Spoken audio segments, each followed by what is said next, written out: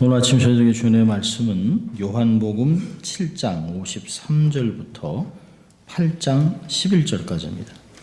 요한복음 7장 53절 마지막 절부터죠. 8장 11절까지 하나님 말씀을 봉독해 드립니다. 하나님 말씀입니다. 다 각각 집으로 돌아가고 예수는 감람산으로 가시다. 아침에 다시 성전으로 돌아오시니 백성이 다 나오는지라 앉으사 저희를 가르치시더니 서기관들과 바리새인들이 간음 중에 잡힌 여자를 끌고 와서 가운데 세우고 예수께 말하되 선생이여 이 여자가 간음하다가 현장에서 잡혔나이다. 모세는 율법에 이러한 여자를 돌로 치라 명하였거니와 선생은 어떻게 받았나이까. 저희가 이렇게 말하면 고소할 조건을 얻고자 하여 예수를 시험하는 미르라. 예수께서 몸을 굽히사 손가락으로 땅에 쓰시니 저희가 묻기를 마지 아니하는지라.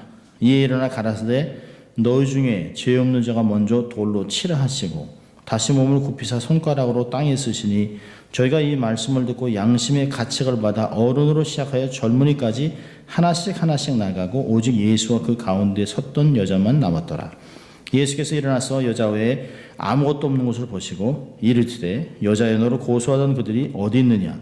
너를 정죄한 자가 없느냐? 대답하되 주여 없나이다. 예수께서 가라사대 나도 너를 정죄하지 아니하노니 가서 다시는 죄를 범치 말라 하시니라. 아멘. 하나님의 말씀이었습니다. Good morning. 네, 좋은 아침입니다. 여러분 또 양손을 가슴에 얹고 우리가 두 번 외쳐봅니다. 나는 하나님의 특별한 사랑을 받은 사람입니다. 두 번 합니다. 나는 하나님의 특별한 사랑을 받은 사람입니다. 나는 하나님의 특별한 사랑을 받은 사람입니다. 아멘. 한번 또 외쳐보죠. 하나님을 기쁘시게, 사람을 행복하게. 예. 날씨가 덥고 이게 또 사실 쌀쌀해지는데도 제가 감기가 들어서 계속 콧물이 나고 그럽니다. 용서하시기 바랍니다. 오늘은 13번째 예수를 만난 사람들. 우리가 너무너무 잘 아는 내용이죠. 잘 아는 내용. 간음 중에 붙잡힌 여인. 이 여인을 어떻게 표현을 하면 좋을까 생각을 하다가 제 마음에 들었던 것은 짓밟힌 인생, 처절하게 짓밟힌 인생, 그 인생에 새로운 소망이 온 그런 순간입니다. 어느 그 미군들이 주둔 한 도시에서 미군들을 상대로 몸을 파는 매춘부들이 있었습니다. 그들 중에 어려서 예수를 믿고 교회를 나갔던 사람들이 있어서 그 안에 마음에 부담이 있어서 이들이 함께 우르르 한 교회에 예배를 드리러 가게 됐습니다. 그리고 자주 예배를 드리러 왔어요. 네, 당회에서 이들을 교회 일원으로 받아들이는 것에 대해서 진지한 논의를 했습니다. 한쪽에서는 교회 문턱은 없어야 되는 건 아니냐. 또 한쪽에서는 이들을 노골적으로 오게 할 수는 없을까. 그러긴 어려우니까 자꾸 싫은 표정을 슬쩍슬쩍 보냅니다. 사람이 얼마나 눈치가 빨라요. 그걸 보고 이들이 교회를 오지 못하게 했다라는 얘기를 들은 적이 있습니다.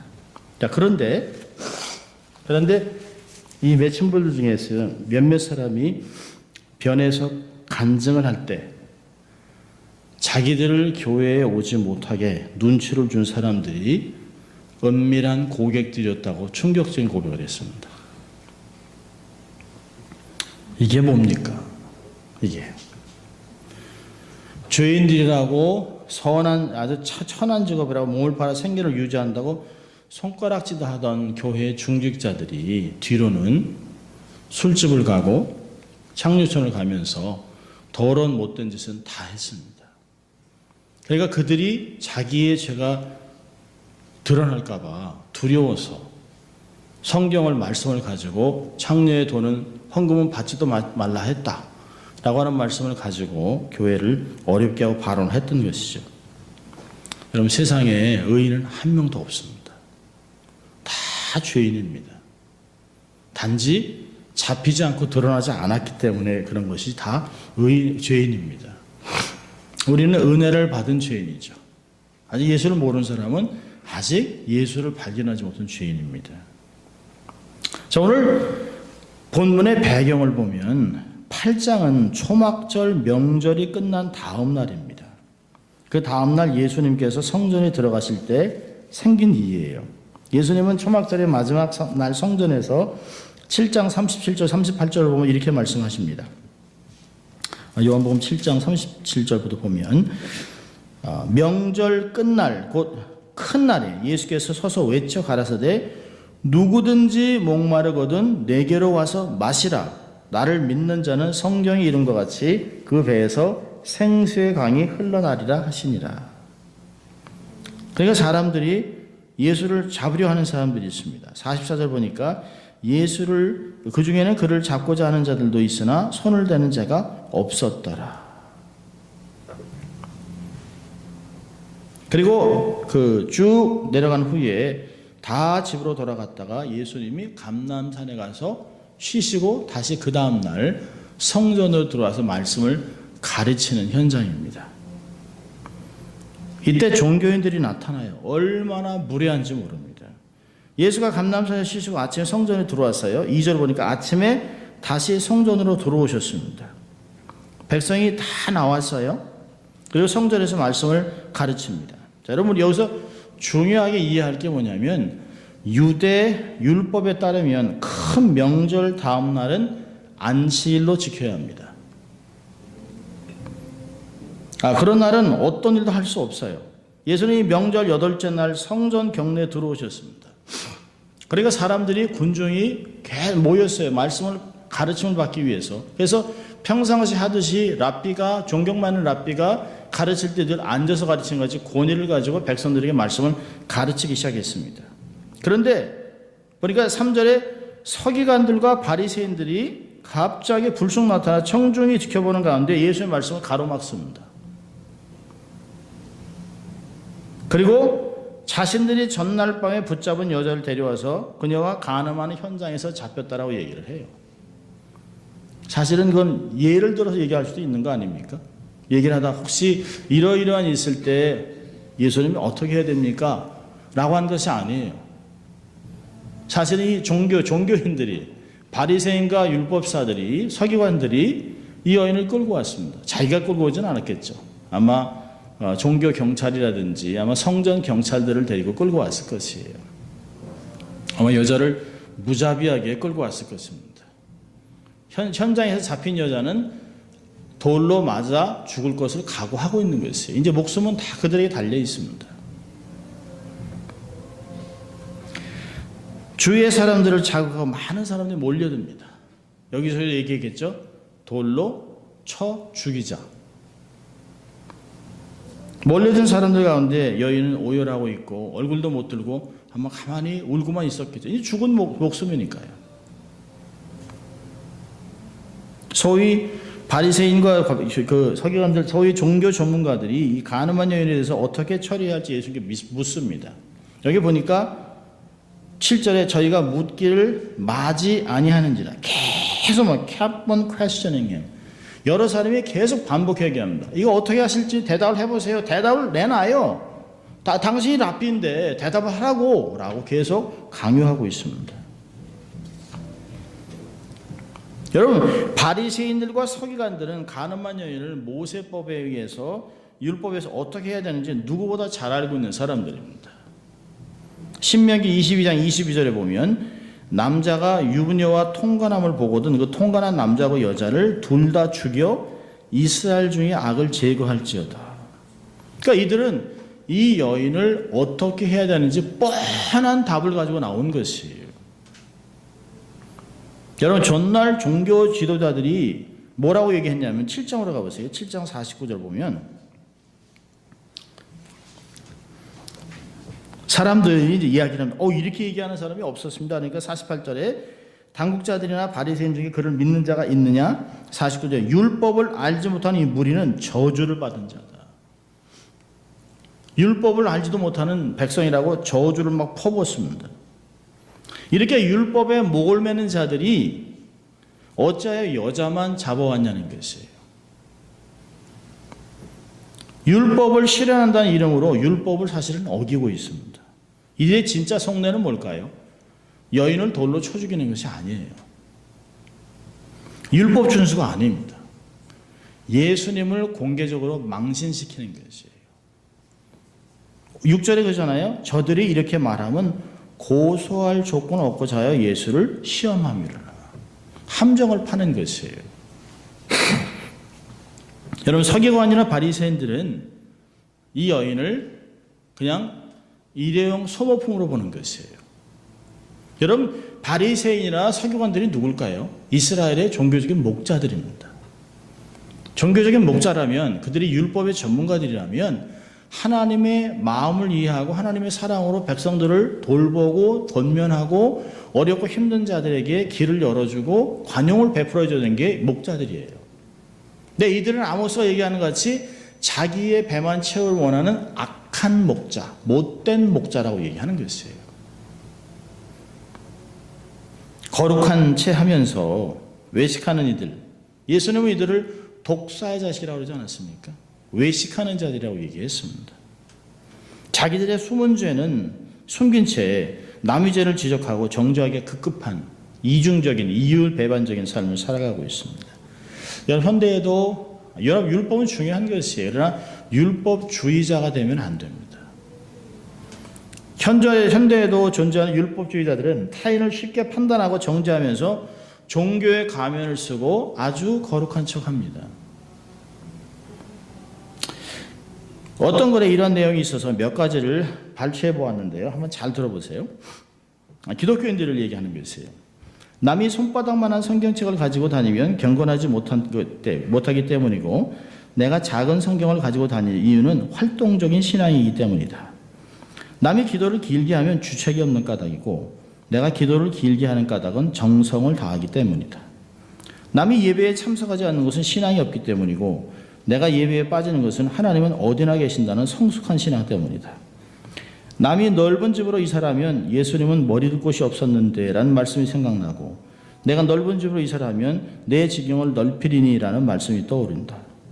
남이 예배 시간에 졸면 시험에 들지 않게 일어나 기도하라는 말씀이 생각나고, 내가 졸면 여호와께서 그 사랑하는 자에게는 잠을 주시는도다라는 말씀이 떠오른다. 여러분, 세상에도 그렇잖아요. 세상에서도 남들이 하면 불륜이고 내가 하면 로망스입니다. 다른 일에 대해서 쉽게 정죄하고 자신에 대해서 관용하는 모습, 일반적인 모습인데요. 예수 안 믿는 사람이 그러는 건 괜찮습니다. 예수는 모르니까. 그러나 예수님께 큰 은혜를 받은 우리들까지 교회 안에서까지 그러면 안 된다는 것이죠. 사람들이 이런 성경을 잘 아시기 때문에 예수님께서 산상수훈에서 이렇게 얘기하셨어요.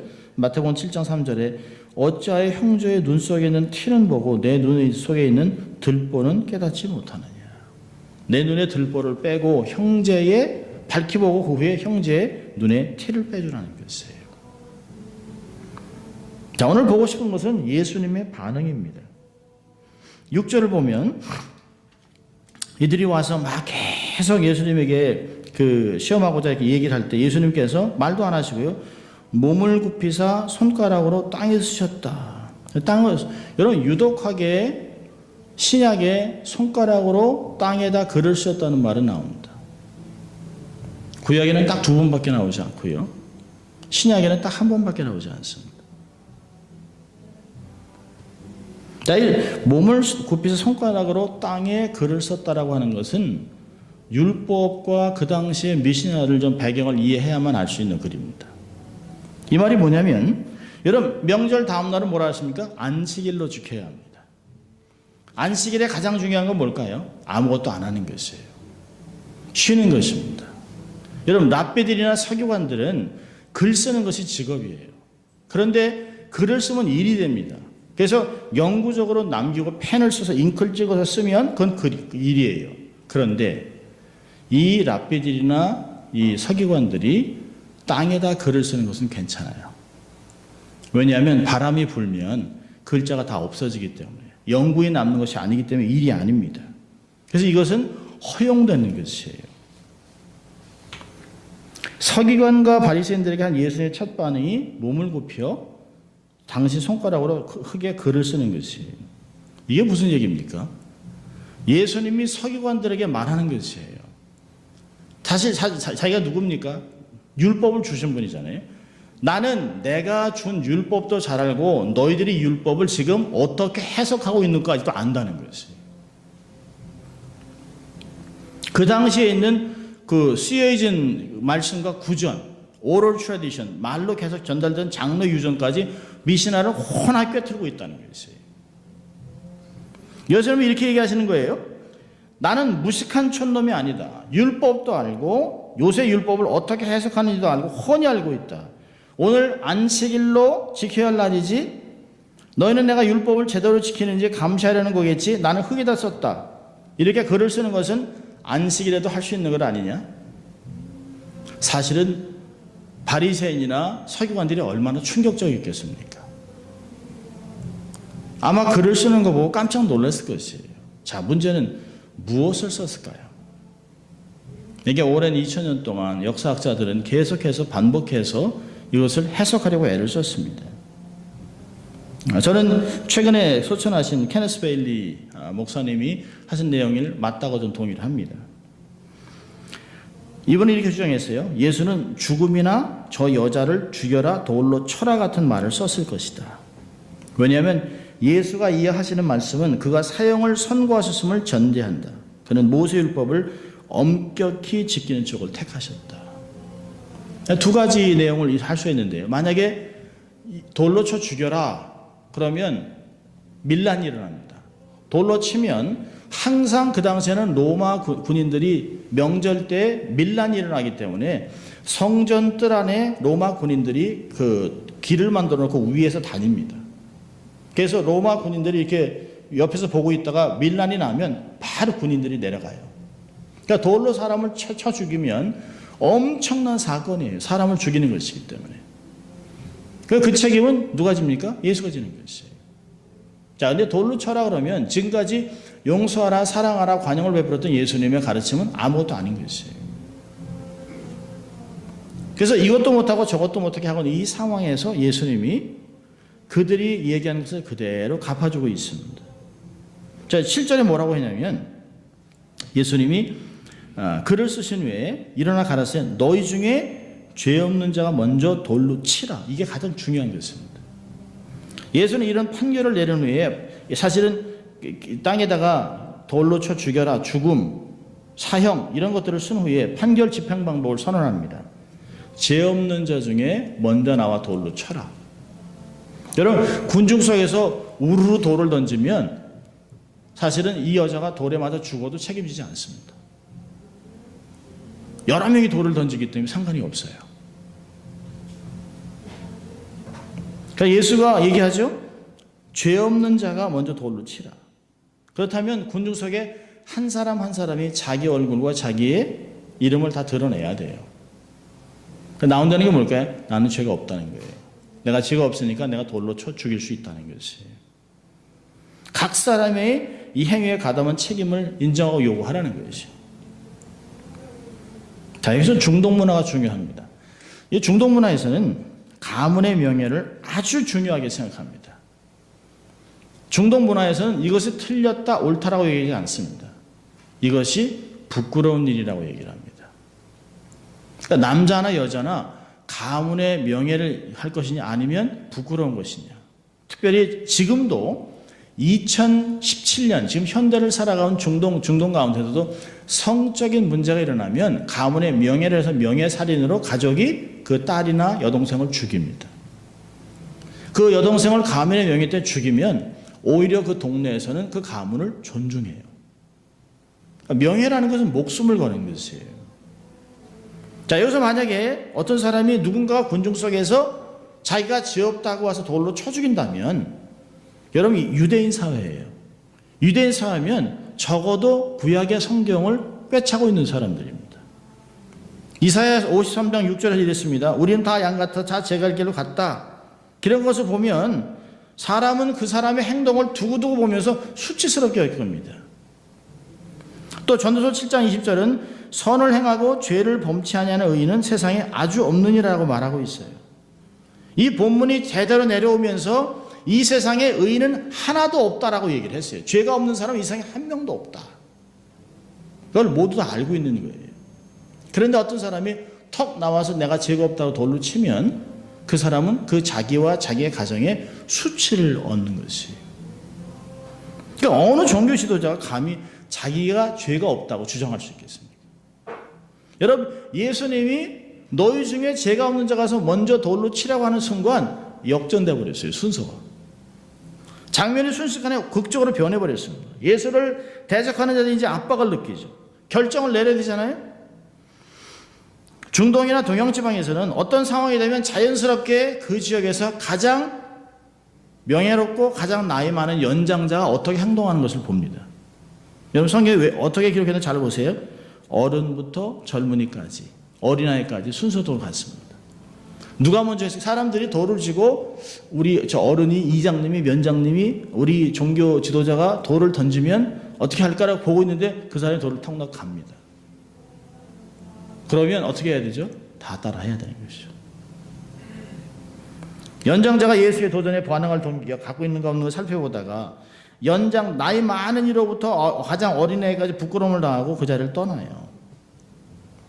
자, 근데 예수님의 행동이 놀랍습니다. 그들이 떠나는 것을 보지 않습니다. 그들이 부끄러움 당하는 걸 보지 않고 그냥 그저 머리 숙여 다시 흙에 글을 써요. 바라보면서 대적자들이 공개적으로 망신당하는 모습을 보지도 않고, 자, 내가 이제 이겼다 우쭐하지도 않습니다. 단지 예수님은 한 생명, 처절하게 짓밟힌 그 여인을 구속하는 데 초점을 맞추고 있습니다. 여러분, 무대는 텅 비었어요. 예수와 고발당한 여인만 남았습니다. 그 여인에게 얘기하죠. 너를 고소하던 자들이 어디 있느냐? 없다고 얘기합니다. 정죄한 자가 있느냐? 없다고 얘기합니다. 그때 예수님이 무조건 이 여인을 품지 않습니다. 나도 너를 정죄하지 않는다. 사실 여기서 정죄할 수 있는 분은 예수님밖에 없어요. 그런데 나도 너를 정죄하지 않는다. 그 다음 말이 중요하죠. 더 이상 죄를 짓지 말아라. 예수님은 구약 전통이 정해놓은 성에 관련한 법을 인정하면서 그 벌을 면제했습니다. 돌에 맞아 죽지 않았어요. 그러나 그녀의 삶의 방식을 바꾸라고 얘기했습니다. 그냥 풀어준 것이 아니에요. 그 삶이 옳다는 것이 아니에요. 용서를 해준다. 그 용서를 받은 사람이라면 넌 이제부터 새로운 삶을 추구하라고 얘기하는 것이에요. 사실 이 말씀이 여인에게만 하는 말일까요? 아닙니다. 우리 모두에게 하는 말입니다. 우리가 이러한 용서를 받았다면 우리는 더 이상 죄를 지으며 살아가면 안 된다는 것이에요. 자, 오늘 몇 가지만 이 말씀에서 교훈을 받으려고 하는데요. 첫째로, 율법으로 사람을 찌르지 말라는 것이에요. 말씀으로, 진리로, 믿음으로 다른 사람을 함부로 판단하지 말라는 것이에요. 여러분, 율법의 역할은 뭘까요? 죄를 깨닫게 하는 거예요. 정죄의 도구예요. 소망이 없는 걸 알려주는 거예요. 율법을 다 지킬 수가 없어요. 그래서 예수 그리스도께 인도하는 것이에요. 여러분, 하나님의 율법을 주신 목적이 뭘까요? 이 땅에서 살아간 자들과 다르게 하나님을 바라보고 말씀을 지키면서 하나님이 주신 은혜를 갖고 그 안에서 하나님의 방법대로 행복을 추구하라는 것이에요. 거룩하게 살아가라는 것이에요. 부자가 되라 이런 것이 아닙니다. 거룩하게 살아가는 것이에요. 그렇다면 하나님의 사랑과 은혜로 살아가는 사람들은 절대로 율법주의자가 되면 안 돼요. 심판은 하나님께만 속해 있습니다. 믿음은 사랑으로 표현돼야 됩니다. 갈라디아 5장 6절에 얘기하잖아요. 믿음이 있어요. 여러분, 우리가 믿음대로 한다면 사람 다 죽습니다. 진리를 대면, 그 칼을 대면 그 칼끝이 너무 날카롭기 때문에, 너무 각을 졌기 때문에 사람이 맞으면 죽어요. 근데 이 끝을, 진리의 끝을, 믿음의 끝을 사랑으로 표현하지 않으면 받는 사람이 살아남을 수 없습니다. 사랑으로 포장된 진리가 사람을 살리고 덕을 세우는 것이에요. 예를 들어 이렇게 할 수 있겠죠. 당신이 기도도 안 하고 예배도 안 드리고, 아니 당연히 그 자식이 그렇게 되는 거죠. 당연한 거 아니에요. 기도해라. 틀린 말 하나도 없어요. 근데 그렇게 하면 살아날 사람은 아무도 없습니다. 같이 기도하죠. 제가 같이 기억하고 기도하겠습니다. 기도하면 하나님이 큰 은혜 주시고 깨닫게 하시고 능력을 주시고 우리의 삶을 지켜주실 것이에요. 여러분 똑같은 말이잖아요. 포장이 다른 것이에요. 여러분 진리는 믿음은 반드시 사랑으로 포장한 상태에서 표현되어야 되는 것입니다. 자, 두 번째로는요. 삶을 끊임없이 개혁해야 합니다. 죄를 멀리해야 됩니다. 여러분 하나님을 경외하는 것이 죄를 미워하는 것이라 잠언서 8장 13절은 얘기합니다. 여러분 우리는 이런 얘기를 해요. 세상의 기준과 방법으로 살아가면서 길이 없다고 얘기합니다. 목구멍이 포도청이니까 먹고 살기 위해서 타협한다고 하는 것이에요? 아니요, 그렇지 않습니다. 하나님은 방법이 많으세요. 우리가 생각하니까 길이 없는 거죠. 하나님께 우리의 삶을 맡기면 하나님이 알아서 책임지세요. 기억할 것은 하나님은 우리의 방법으로 우리의 시간으로 우리가 원하는 대로 해주지 않는다는 것이에요. 하나님은 당신의 영광을 위해서 하나님 방식대로 하나님 때에 하나님의 기준으로 하나님의 길로 우리를 인도하세요. 어떤 때는 우리를 쳐서라도 그 길로 들어오게 하세요. 생명의 길로. 너무 멀리가 있으면. 부정한 짐승인 까마귀를 사용해서 먹이를 주시지 않았습니까? 엘리야에게. 여러분 사도 바울의 고백을 들어보세요. 하나님과 사람을 대하여 항상 양심에 꺼리낌이 없으기를 힘씁니다. 하나님 우리에게 믿음도 주셨지만 양심을 주셨잖아요. 이게 아닌 걸 알아요. 여러분 우리의 마음에 아닌 것을 알면 안 해야 되는 것이죠.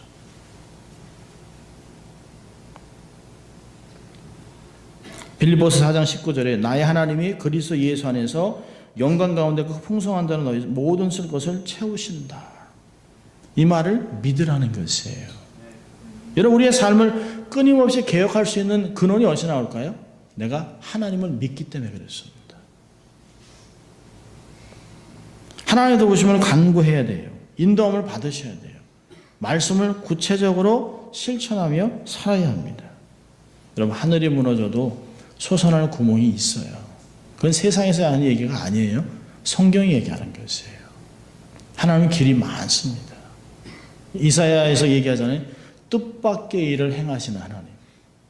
상상 밖이에요. 근데 하나님은 그게 하나님에게 이런 일이 많음이니라. 하나님의 일반적인 일이 우리에게는 뜻밖의 일이 됩니다. 삶을 끊임없이 개혁. 여러분 개혁이라는 게 뭘까요? 리포매팅을 하는 거죠. reformation. 원래 이 말씀으로 다시 돌아오는 거예요. 다 딜릿하고 리포매팅을 하는 것이에요. 말씀으로 돌아오는 것이에요. 아모스가 얘기한 게 뭘까요?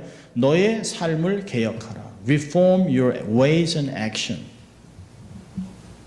자, 세 번째로 마지막으로는 오늘 교훈은 관용을 베풀라는 것이에요. 여러분 관용을 베풀려면 자기 자신을 성찰해야 합니다. 내가 누군데 누구를 판단하겠어요? 판단할 자격이 있어요? 아니 로마서 5장 10절에는 우리가 원수되었을 때 그 아들의 죽으심으로 말미암아 하나님으로 더불어 화목되었은지 화목된 자로서는 더욱 그의 살아심을 위하여 구원을 얻을 것입니다. 세상에 의는 하나도 없어요. 아무도 없어요. 여러분 죄를 다스릴 수 있는 가장 중요한 방법은 나를 돌아보는 것입니다. 나를 자꾸 들여다보면 자기를 성찰하면 부족하네. 참 한없이 부족하고 이런 나를 위해서 하나님이 지금도 은혜를 주시고 용서하시고 품어주시는데 얼마나 감사한가 라고 하는 게 생각나면 남들의 티가 보이지 않습니다. 자꾸 나를 안 보고 다른 사람을 보니까 자꾸 다른 사람의 문제가 자꾸 커 보이는 거죠. 그리고 판단하게 됩니다. 사도 바울이 갈라디아서에서 갈라디아 서신을 마치면서 이렇게 얘기합니다. 그 믿음의 공동체 안에서 범죄한 일이 생기면 죄 지은 자를 바로잡을 뿐 아니라 이렇게 얘기해요. 내 자신을 돌아보아 너도 시험 받으니까 두려워하라. 우리들은 남들을 막 판단하고 좀 못됐다라고 얘기하지만 그 안에 어떤 것을 찾아서 부러워하는 것이 있어요. 그래도 저만큼 돈은 벌고 싶다. 그래도 저런 데서는 살고 싶다. 그런 게 우리들 안에 있어요. 여러분 기억하세요. 모든 죄는 용서받을 수 있어요. 이 세상에 주님이 용서 못하는 죄는 아무것도 없어요. 그런데 어떻게 우리가 이제는 용서 못해? 그럴 수 있겠습니까? 저도 가끔 그건 안 돼 라고 생각하다가 주님이 야 나도 너랑 그거 안 돼 라고 얘기하면 얼마나 무섭겠어요. 주님이 용서 못하는 죄는 세상에 없어요. 그러니까 우리가 용서할 수 있다 용서할 수 없다라고 하는 기준을 내려놓을 필요가 있습니다. 그럴 때 우리가 관용을 베풀 수가 있어요. 왜요? 다 똑같기 때문이니까.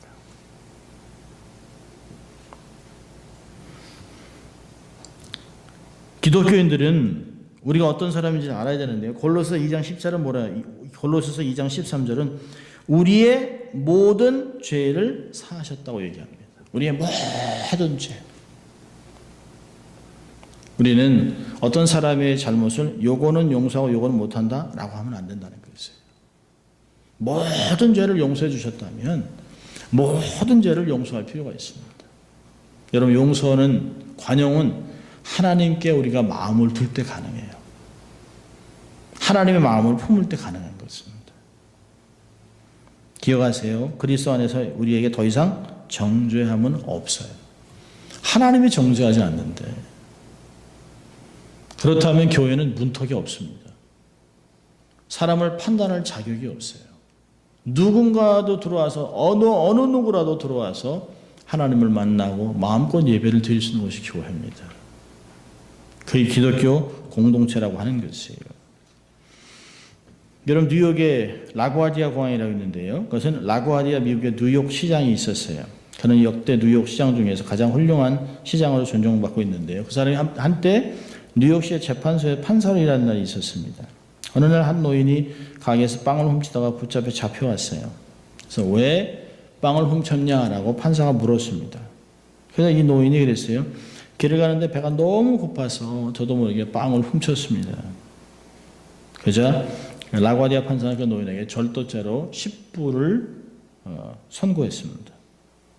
그리고는 이렇게 얘기했어요. 내가 할아버지의 벌금을 내겠습니다. 이렇게 배고픈 사람이 뉴욕 거리를 헤매고 다니고 있는데 나는 그동안 너무 좋은 음식을 먹은 죄에 대해서 벌금을 내는 것입니다. 그럼 자기가 10불을 냈어요. 그리고 모자를 벗어서 자 여러분 나처럼 너무 잘 먹은 데 대해서 미안한 마음이 생기고 벌금을 내기 원하면 이 모자에 돈을 넣어 주십시오. 사람들이 돈을 10불, 5불 이렇게 넣다가 47달러가 모아졌어요. 그 판사는 돈을 할아버지에게 주면서 이렇게 얘기했습니다. 다시는 범죄하고 이곳에 들어온 일이 없어야 합니다. 그 얘기했어요. 세상에는 아직도 살만한 가치가 있습니다. 대단한 이야기라고 생각합니다. 거기 앉았던 사람들도 우리가 너무 우리만을 생각하고 삶을 살았구나. 관용을 베풀되 죄는 값을 치러야 하는 것이에요. 여러분 사람을 사랑하되 죄는 멀리해야 합니다. 자신의 내면을 관리하면서 진리로 개혁하고 하나님의 도우심으로 날마다 새로운 삶을 살아내는 사람이 되어야 합니다. 다행히 우리는 붙잡혀서 주님을 만나지는 않았어요. 정말 부끄러움 속에서 주님 앞에 세상에서 막 내동대청인 그런 사람에서 만나지 않았지만 똑같이 우리도 주님을 만나서 새로운 삶이 시작됐습니다. 그렇다면 죄를 멀리하고 더 이상 죄를 짓지 않는 거룩한 인생을 살아가는 죄들 될 수 있기를 주의 이름으로 축원합니다. 기도하겠습니다. 하나님 아버지 감사합니다. 오늘도 하나님 저희들을 예배자로 초청해 주시고 거룩한 말씀으로 이 땅을 살아가는 방법과 태도를 알려주신 주님 감사합니다. 우리도 날마다 주 안에서 새로운 각오로 죄를 멀리하고 삶을 개혁하고 관용을 베풀며 살아가는 저희들 될 수 있도록 하나님 축복하여 주시옵소서. 감사하고 예수님 이름으로 기도합니다. 아멘.